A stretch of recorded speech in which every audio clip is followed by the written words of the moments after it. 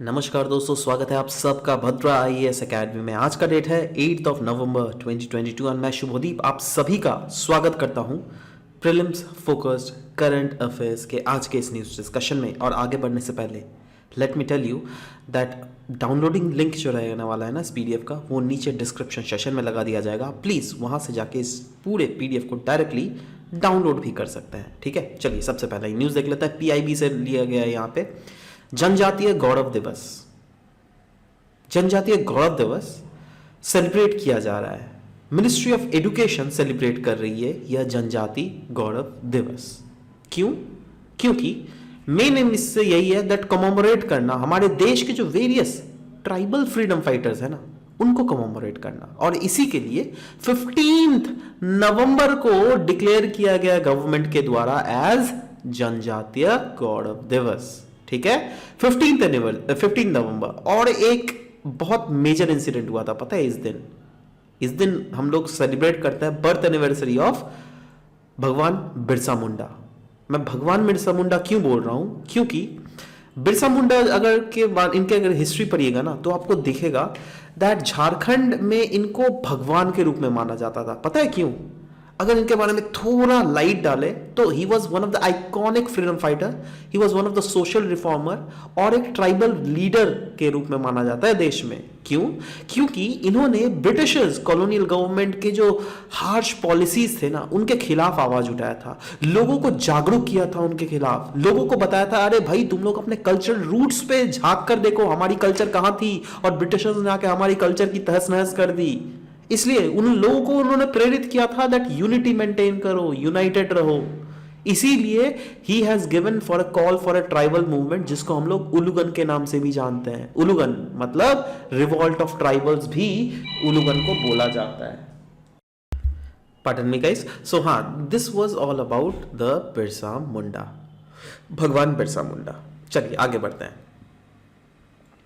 Black honeybee recently news में है। ये एक नया species of endemic honey bee है जिसको एपिस करिनजोंडियान या फिर इंडियन ब्लैक हनी बी भी कहा जा रहा है। एंड ये कहां पे डिस्कवर किया गया है? वेस्टर्न घाट में। इसी के साथ साथ पता है हनी बीज का टोटल स्पीशीज कितना हो गया वर्ल्ड में? 11। जी हाँ, तो इस नए स्पीशीज के बारे में देख लेते हैं जिसका नाम है ब्लैक हनी बी या फिर एपिस करिनजोंडियान। ये क्लासिफाई किया गया है एज नियर थ्रेटेंड, किसमें? आईयूसीएन के रेड डेटा लिस्ट में। और यह डिस्ट्रीब्यूटेड है Apis karinjodian range from the state of Goa, Karnataka, Kerala and कुछ कुछ पार्ट ऑफ तमिलनाडु में भी, means along the western ghat में अगर बोल सकता हूं। ठीक है नाउ, रिसर्चर्स से पता चला है दैट कंट्री का जो एपीकल्चर है ना, वो एक नया डायरेक्शन में जा रहा है। क्यों? क्योंकि ये रीजन होम है 3 स्पीशीज का हनी बी का। एक तो है एपिस इंडिका, एक है एपिस सेराना और अभी जो पाया गया है एपिस करिनजोंडियान। ठीक है, सो इसीलिए बोला जा रहा है यहाँ का एपीकल्चर एक नया ही डायरेक्शन में कहीं ना कहीं आने वाले समय में जाने वाला है। और यहाँ से जो पैसे भी मिलेंगे ना इससे फार्मर्स को, वो भी बहुत ज्यादा मिलने वाला है। नेक्स्ट, स्नो लेपर्ड न्यूज में। क्यों? क्योंकि पहला एवर स्नो लेपर्ड रिकॉर्ड किया गया फ्रॉम बलताल जोजिला रीजन और इसने एक होप को रिन्यू कर दिया है दैट ये जो एल्यूसिव प्रेडेटर है ना, ये higher altitude of Jammu Kashmir and Ladakh में भी हमें मिल सकता है। ठीक है, नाउ जो स्नो लेपर्ड है ये जीनस पैंथेरा से बिलोंग करता है और ये नेटिव है of mountain ranges of central and south Asia, जो क्या रेंज करता है from eastern Afghanistan, Himalayas, Tibetan plateau to southern Siberia, Mongolia and western China.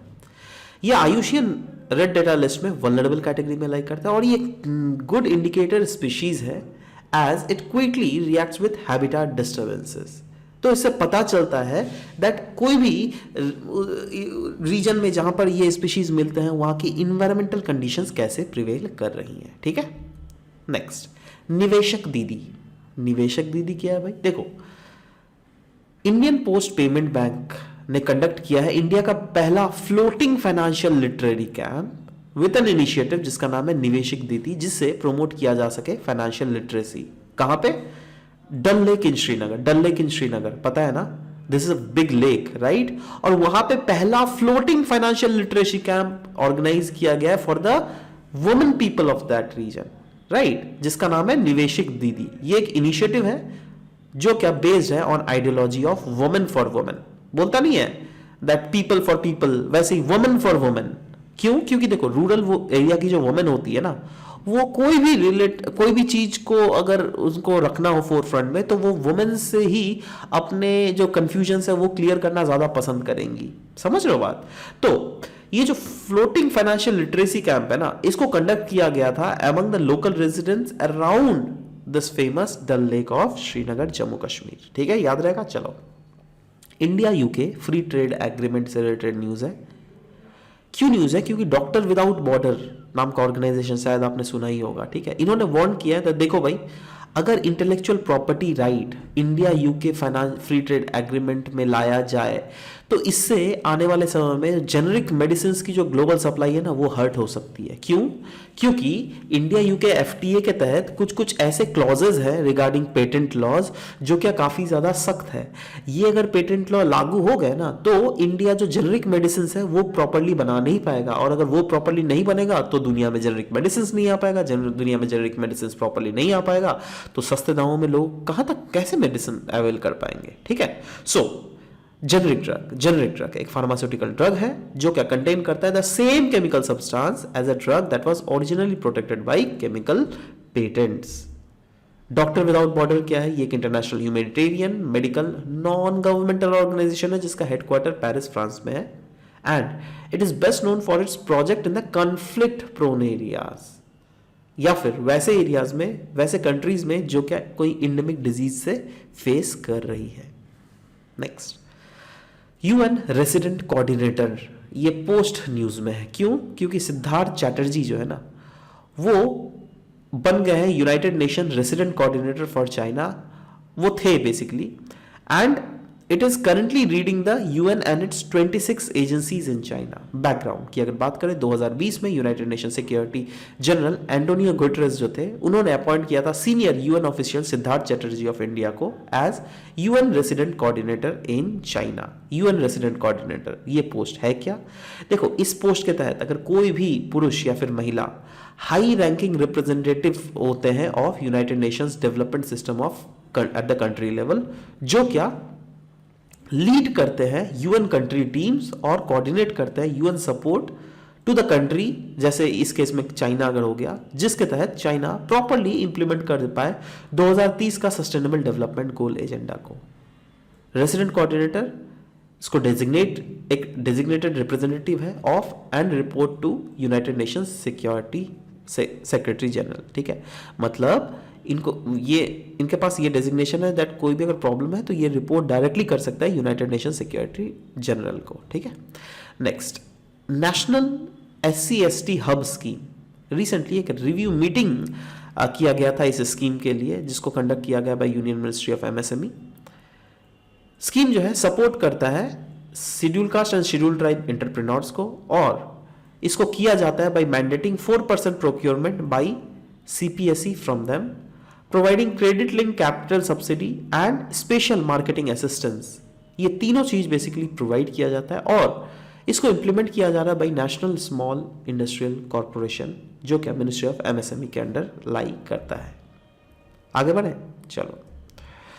EWS quota constitutional. दोस्तों, कुछ दिन पहले ही, परसों के ही आर्टिकल में हम लोगों ने डिस्कस किया था दैट EWS कोटा जो है उसको अनकॉन्स्टिट्यूशनल करार करने के लिए बेसिकली सुप्रीम कोर्ट से गुहार लगाई गई थी। इसलिए सुप्रीम कोर्ट ने बोला था दैट ठीक है, हम लोग देखते हैं इसको।